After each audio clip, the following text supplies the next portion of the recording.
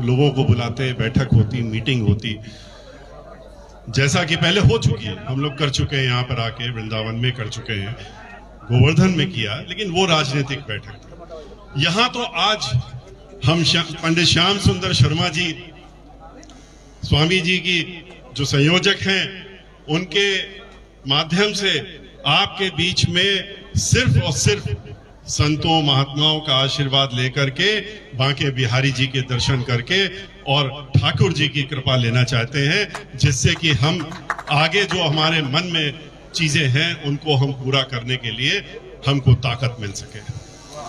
वृंदावन जो है वो ऐसा स्थान है जहां पर कोई, हम ऐसा नहीं है कि 2007 में हमारी सरकार बन गई और हम सरकार में आए तब हम वृंदावन आए। वृंदावन हम बचपन से आते आ रहे हैं, वृंदावन में हम बराबर आते हैं। यहाँ टाट बाबा गोपेश्वर जी में हैं, हमारे गुरुजी हैं, हम उनके यहाँ भी आते हैं और आ करके दर्शन करके चले जाते हैं आशीर्वाद लेकर के। लेकिन जब इतनी बार आने के बाद यहाँ की समस्याओं को देखा हमने और लोगों से जाना, तो अफसोस जरूर हुआ, क्योंकि इतने वर्षों से एक ऐसा धाम जहां पर कि लोग कहते हैं कि अपने चरण रख दीजिए, उसकी मिट्टी में आप अगर चल दीजिए तो आपको सीधे सीधे वैकुंठ धाम मिलता है और आपको दोबारा जन्म नहीं लेना पड़ता। ऐसे स्थान में इतनी दिक्कतें हो, जब जानकारी ये मिली कि यहां पर तो सीवर लाइन ही नहीं है, पानी की लाइन नहीं है, बिजली की व्यवस्था नहीं है, यहां पर बिजली आती है तो 5 मिनट ले आती है फिर चली जाती है, गलियों में सभी जगहों पर जो आने जाने का रास्ता है, यहाँ पर लाखों की संख्या में लोग आते हैं, वहां के जो हालात थे वो सब हमने देखे। हम पंडित श्याम सुंदर शर्मा जी को इसलिए नहीं कि इनका नाम श्याम भी है और सुंदर भी है, तो इनका तो नाम ही ऐसा है कि मथुरा के नाम से तो इनको जाने ही जाएगा, जोड़ा ही जाएगा। जब भी मथुरा का नाम लिया जाएगा तो श्याम का नाम लिया जाएगा, तो श्याम सुंदर शर्मा को नाम भी लिया ही जाएगा। और ऐसे में इनके साथ भी मिल करके जो जानकारियां यहाँ के लिए मिली, तो उसमें हमको ये लगा कि अब अगर हमको ईश्वर ने, हमको प्रभु ने इतनी ताकत दी है, शक्ति दी और हमको इस कार्य में लेकर के आए हैं, तो कोई ना कोई तो प्रयोजन या योजना होगी उनके मन में।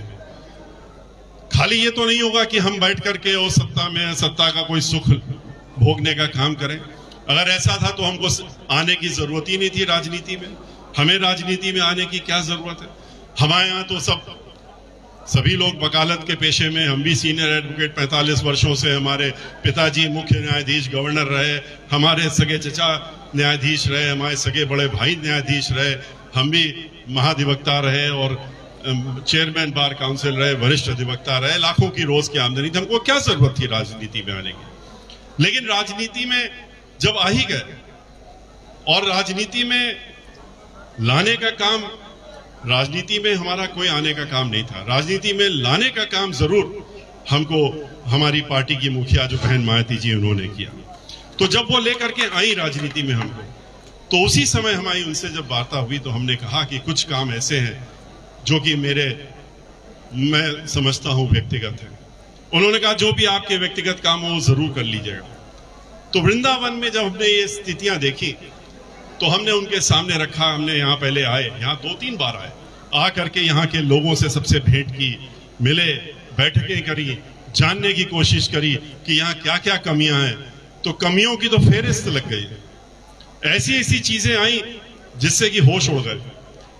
मतलब ऐसा स्थान, ऐसा तीर्थ स्थान जहां पर दुनिया के सभी कोनों से लोग आते हैं और वहां पर इस तरह की कमियां सुनने को मिली, तो ये अफसोस हुआ कि हमारा भारतवर्ष इतने वर्ष पहले आजाद हो गया और आज भी हम वृंदावन का रूप बदल नहीं पाए। तो ऐसे में हमने उनसे कहा कि बहुत बड़ा काम है, बहुत सारे काम। उन्होंने हमको क्लीन चिट दे, खुली छूट दे दी। उन्होंने कहा कि हमें आपसे पूछना ही नहीं है कि कितना का बजट है और क्या करना है, लेकिन आप जाइए, फिर ये मत कहिएगा कि ये काम रह गया वो काम रह गया। और इसीलिए हम यहाँ पर आए और यहाँ पर कई बार आए और आकर के हमने बैठकें करी, अधिकारियों के साथ भी की, कमिश्नर को भी बुलाया, पुलिस के अधिकारियों को भी बुलाया, डीएम को भी बुलाया और सबके साथ बैठक करके हमने कहा पूर्ण विकास की बात करिएगा, कोई एक चीज की बात मत करिएगा।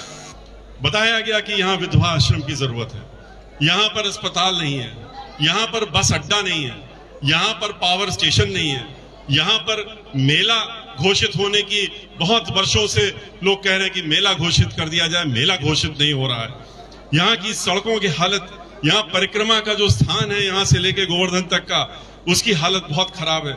ना पक्की सड़क है, ना कच्ची सड़क है, ना फुटपाथ है और इसके साथ साथ में पूरे वृंदावन में सीवर लाइन नहीं है। तो इन सारी चीजों को देखने के बाद में एक योजनाबद्ध तरीके से हम लोगों ने इस कार्य को शुरू किया और समग्र विकास किया।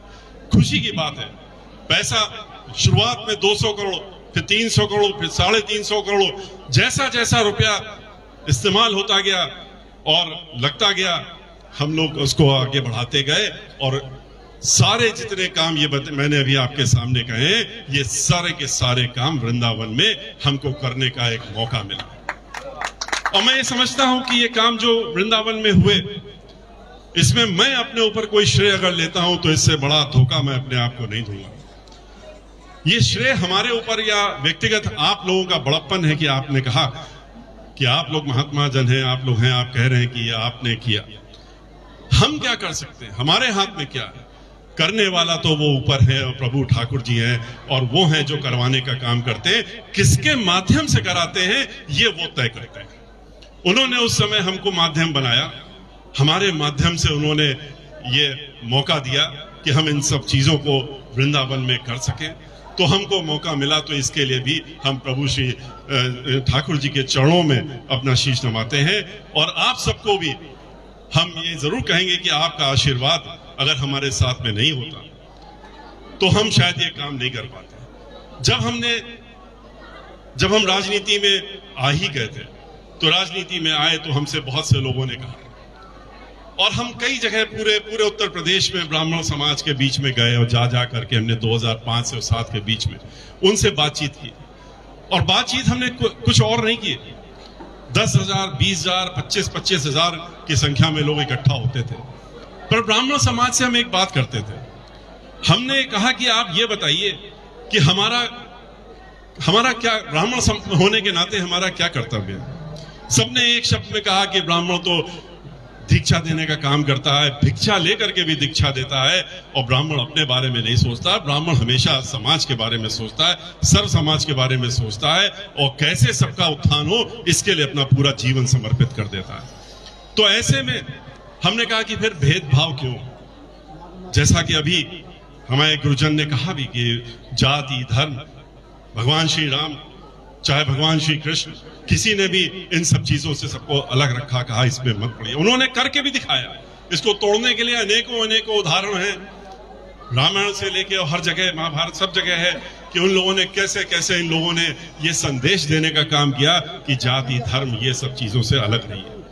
और ब्राह्मणों को इसका कर्तव्य दिया गया कि ब्राह्मण जो है आगे बढ़ करके इनको करने का काम करे, बढ़ाने का काम करे, इस सर्वजन को एक साथ लाने का काम करे, ये ऊंच नीच जात पात से हटने का काम करे। लेकिन जब हम आए तो हम सबके बीच में गए, हमने उनसे 2-4 प्रश्न किए। उन्होंने कहा देखिए, और बहुत दो टूक बात होती थी, और वकील होने के नाते शायद हम उनसे सीधी वार्ता भी करते थे, सीधे प्रश्न भी करते थे, वो भी हमसे सीधे प्रश्न करते थे। हमने उनसे पूछा कि आखिर क्या परेशानी है।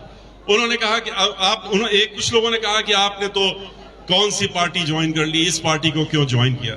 हमने कहा इसका हम मतलब नहीं समझ पा रहे हैं, हम तो हो सकता है राजनीतिक नहीं है इसलिए हम नहीं समझ पा रहे हैं। उन्होंने कहा नहीं, यहाँ पर तो ऊंच नहीं, यहाँ पर तो ब्राह्मणों के खिलाफ बात कही जाती है, यहाँ तो कहा जाता है कि तरह तरह की बात होती है, और मनु की बात करके और मनु के बारे में कहा जाता है कि तो इस तरह की बात की जाती है। तो हमने कहा क्या कहा जाता है ये भी तो जरा बताइए। बोले कि मनु के स्मृति में ये कहा गया है, 4 वर्ण हैं, उसको लेके विरोध किया जाता है। मैंने एक प्रश्न उनसे किया, और आज मुझे ये मौका मिला, मैं बहुत दिनों से ये मौका ढूंढ रहा था कि बड़े बड़े संत महात्मा विद्वानों के बीच में भी एक बार ये बात मैं जरूर रखूं, और हो सकता है आप हमको इसका बाद में बता सकें, अभी नहीं तो बाद में बता सकें कि इसके जो हम सोच रहे हैं उसमें क्या गलत है। हमने एक ही चीज उन लोगों से पूछी हर जगह, हमने कहा कि आपने कभी ध्यान से देखा है कि किस चीज का विरोध होता है?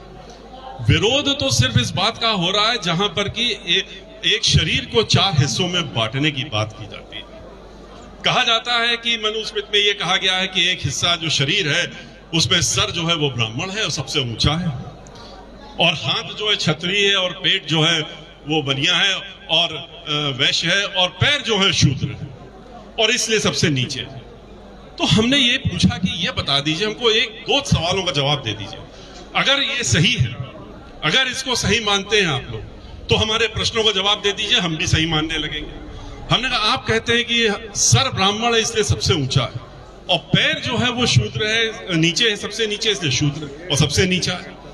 हमने जिस कुल में हमने जन्म लिया है, जहां पर हमने जन्म लिया है, जन्म से हमको जो सिखाया गया, हमारे अंदर जो संस्कार डाले गए वो यही डाले गए कि आपके सामने कोई भी ऐसा व्यक्ति आता है जो कि आप जिसको सम्मान देना चाहते हैं, तो आप उसके पैर छू करके और उसको माथे में लगाइए।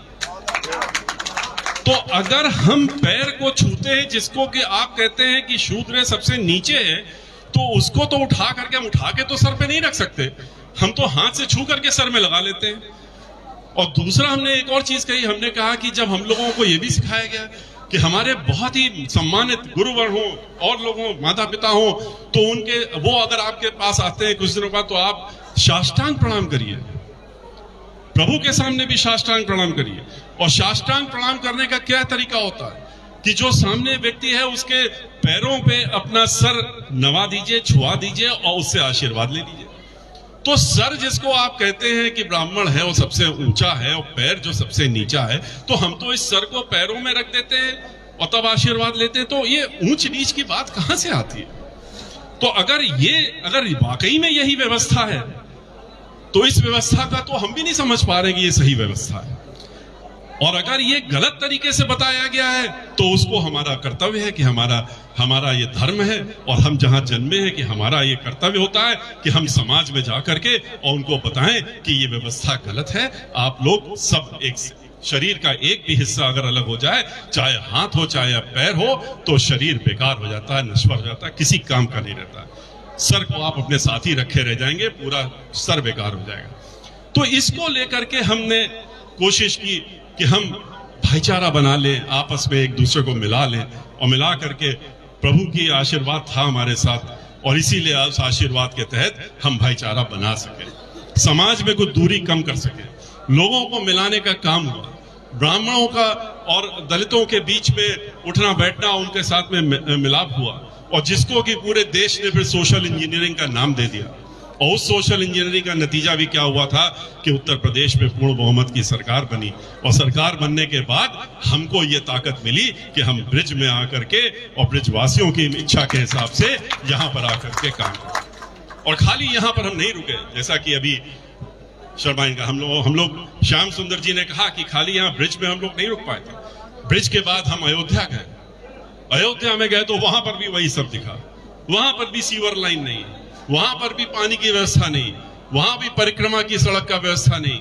आज वृंदावन में यहाँ की सांसद हमको जब मिली तो उन्होंने कहा कि वृंदावन में जो कार्य कर दिया वही कार्य दिख रहा है। और चाहे वो परिक्रमा का कार्य हो, परिक्रमा का कार्य करने में जब खुली छूट मिल जाती है राजा से या जो शासक है, तो कभी कभी हम लोग आगे भी बढ़ जाते हैं। हमने भी वही काम किया था, पर परिक्रमा का जब स्थान बनने लगा था तो हमने कहा था खाली सड़क ठीक कर देने से परिक्रमा नहीं हो जाएगी, सड़क के बाद फुटपाथ होनी चाहिए।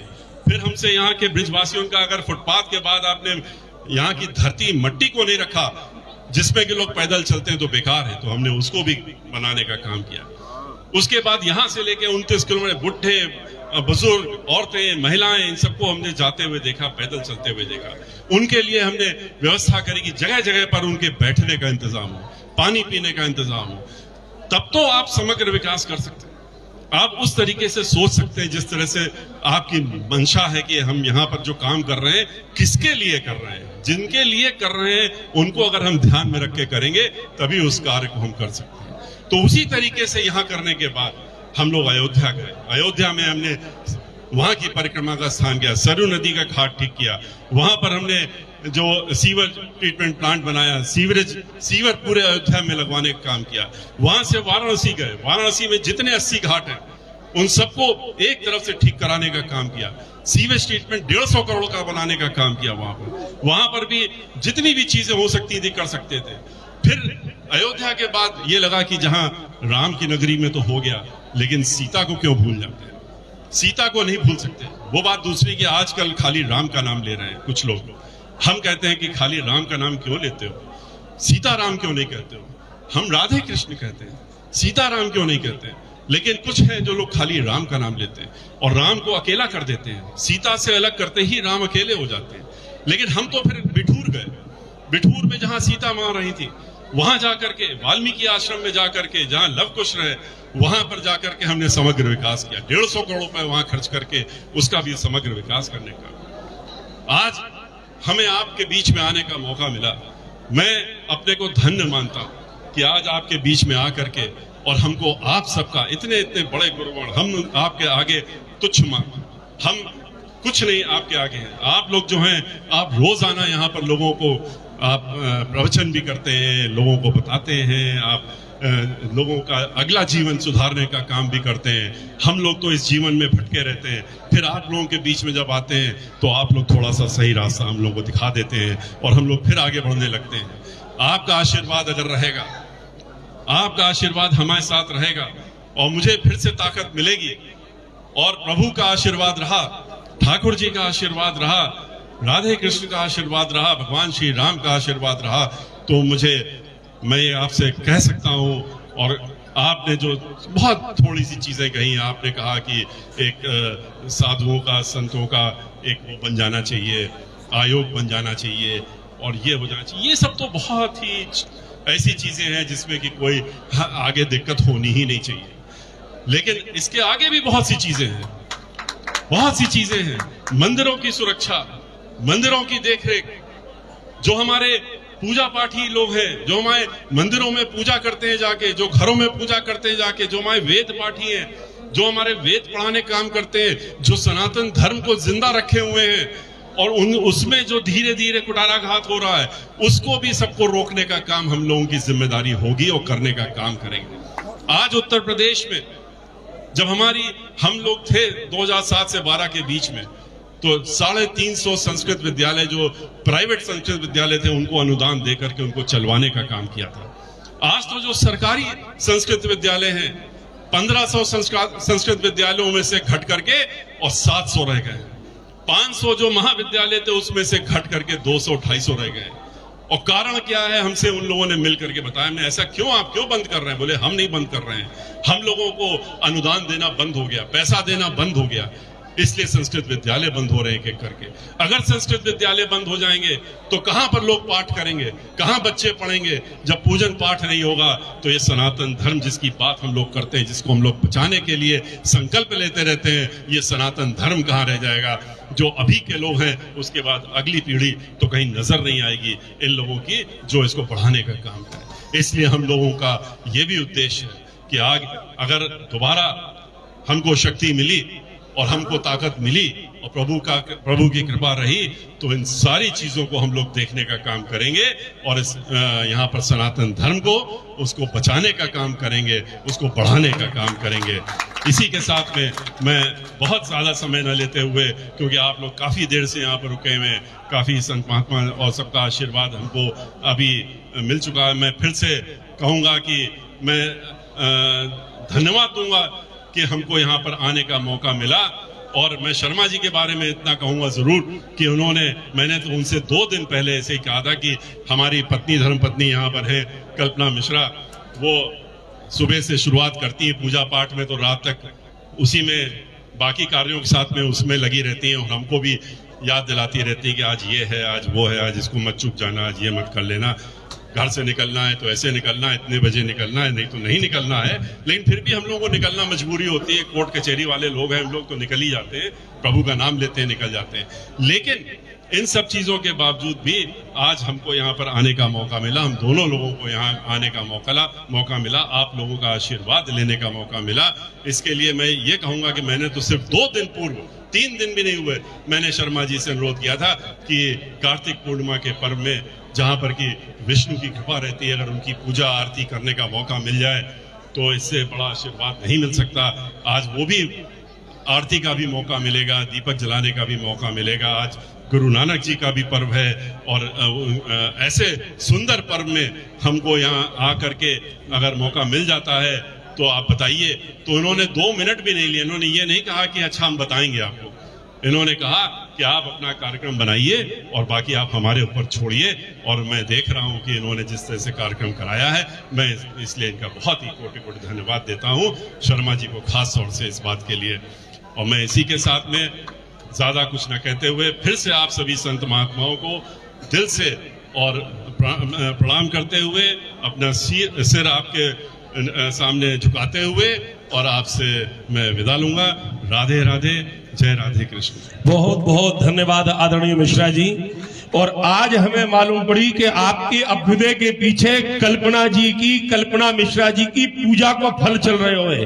और रही बात श्याम जी की, तो श्याम भैया जी के संबंध में तो आदरणीय मिश्रा जी एक बात कह दे, द्वापर तेई या नाम को आपने की 2 दिन पहले या को गिरिराज उठाए हुए की आदत ऐसी पड़ी भैया कि ब्रजवासी की लकड़ियां लगे और या की उंगरियां लगे तो गिरिराज उठे। ये हमारे श्री श्याम जी की विशेषता है।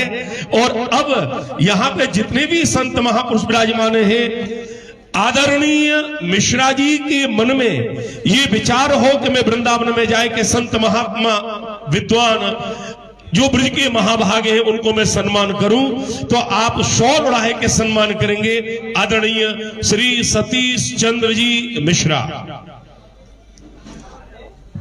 श्री बाल योगेश्वरानंद जी महाराज के लिए। महाराज घूम जाओ। ये इनने जो आयोग की बात करी ना, सबन को योग करवे वाले जई हैं, जब तक योग नहीं हो तब तक आयोग कहते हुए वो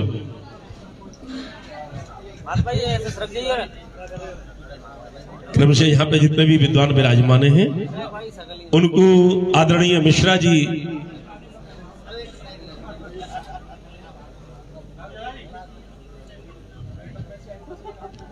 महंत जी महाराज जी भी एक बार ऊपर बुला ले तो अच्छे रहेगा। ये सब पत्रकार लोग देख रहे तो उधर पीछे जाएंगे, आ जाए।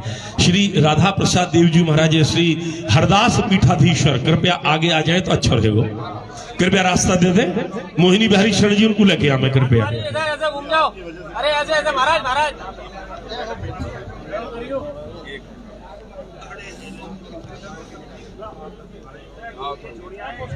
संत महात्मा ने आगे लाओ।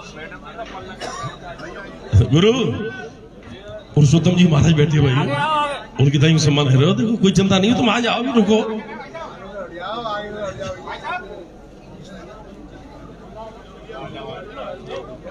श्री अशोक व्यास जी रामायणी, हरी रावत जी, आदरणीय रमेश दत्त जी और हरि रावत जी, डॉक्टर अनिरुद्ध जी महाराज। अरे सामने से हट जाओ भाई साहब, सामने। अरे आगे चढ़ो भैया।